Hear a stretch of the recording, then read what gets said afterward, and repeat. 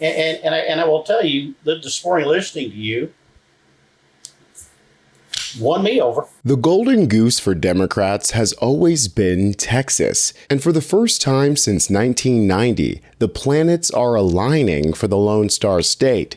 Gina Hinojosa, the Democratic candidate for governor, is tied with Greg Abbott. It has gotten to the point where Texas cattlemen are going on Fox News saying that they want a refund. So that's why I called on the governor, Abbott, for a one-year pause, a moratorium. Let's wait. Let's let the legislature meet. Let's put some guidelines, some oversight on this industry. And September 1st of 27, we'll have a handle of this. He refused to do that.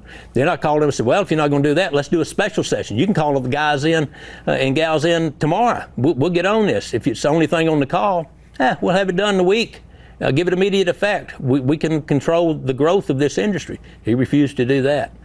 And the reason he's got a huge conflict of interest, Governor Abbott's taken millions of dollars from the data center industry.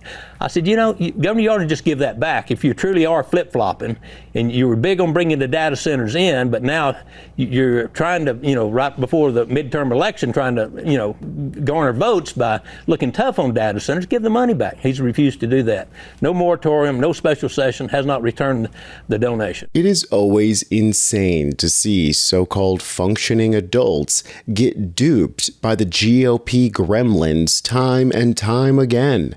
Greg Abbott not only welcomed data centers, he exempted them from sales tax to get them here. Now that it's election season, he's pretending he didn't cause the issue that he's saying he's going to fix, while Gina Hinojosa is actually meeting with people in order to fix it. Did you vote for Abbott? Did y'all vote for Abbott before? I did. I'm not an ass kisser. You're the first person to verbalize our problem at this level. That's why we're wearing these shirts. Break shirts. Oh, okay. Okay. Tell me, break. What does that mean? All of the Republicans in the state of Texas that are being hit by data centers and gas power plants and AI, we will break rank. This is not about being red. This is not about being blue. This is not about you being purple with pink polka dots. This is about human rights. When you see somebody like me, I'm like, we'll break rank. I said, everybody in this area is going to break rank. And my deal is, where the hell have you been the last 3 years? Yeah. You won't even come talk to us. Within your same county, you won't even come listen to the problem. Right. So why the hell should I vote for you? I'm so happy that you came. And I will tell you that this morning listening to you won me over. It's no wonder Gina is only 1 point away from Greg Abbott. That's already a statistical tie. And it's worth noting that nearly 19% of voters have never even heard of Gina. So when her name gets more out there, it'll be that much worse for Abbott. Because it's not just the data centers. Even topics like immigration and border security, which usually favor the Republicans, aren't so much anymore. I'm a construction owner. I'm here as a two-time Trump supporter. I am a Republican. I voted Republican for many years. My name is Misael. Voted for Mr. Trump every time he was on the ballot. What are some of the biggest issues that voters are facing here right now? My wife is a healthcare professional. Ask me if I have healthcare. Do you have health care? I don't. They just made a billionaire a trillionaire. Yeah. They just made that happen, right? So now Elon's going to go ahead and buy the rest of Boca Chica. Meanwhile, I'm adding water to my soap bottle just to make it last longer. The Rio Grande Valley was a farming community. The one thing that unites us all is that we come from nothing. And one thing that unites us is we always want our kids to do better than what we done.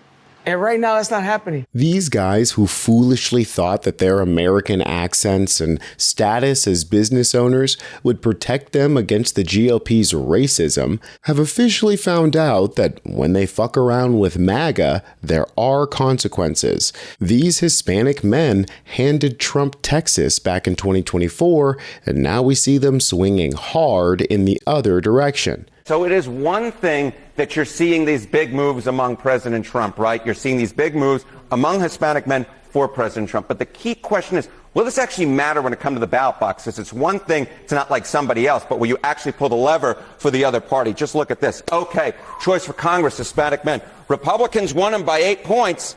Look now, Democrats ahead by 20 points. So yes, what we're seeing amongst Hispanic men and their views of President Trump very much diving towards the negative absolutely look like they're going to have a massive impact on the midterm elections. Hispanic men now favoring the Democrats by 20. We can see this disdain for the Republicans starting to materialize in the Tallarico race.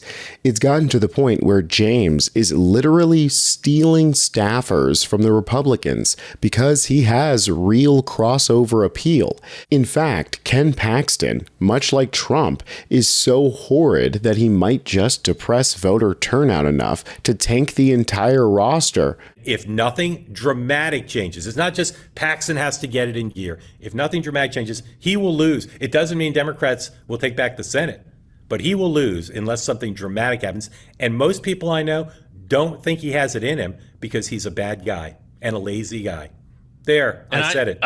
I've heard he's got issues with evangelicals and religious folks too. Correct. A core component of the Republican base. I'm not saying he can't win, and the governor may drag him over the finish line, and Tallarico may make some mistake in the debates. But I'm telling you, do not think of this race as toss-up. Do not think of this race as, well, in the end, of course, the Republican's going to win. That's not the state of the race right now. Yeah, no, we're in total agreement. You know, you also have a Hispanic woman at the top of the ticket on the Democratic side.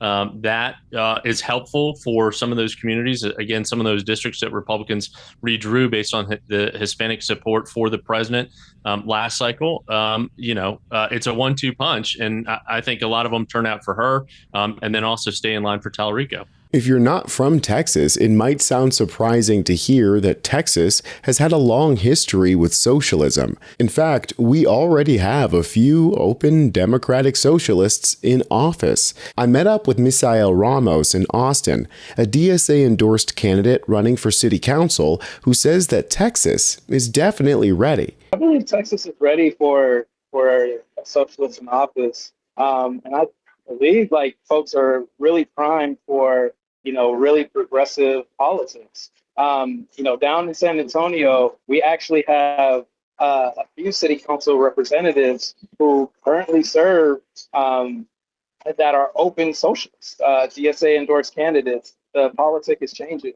People want folks who are not bought and sold by corporate entities or using, your status quo consultants to run their campaigns and tell them and tell them what to do and try to keep their candidates polished. They want people who are actually building grassroots campaigns that are people powered and able to, reflect what the constituency wants to see in leadership.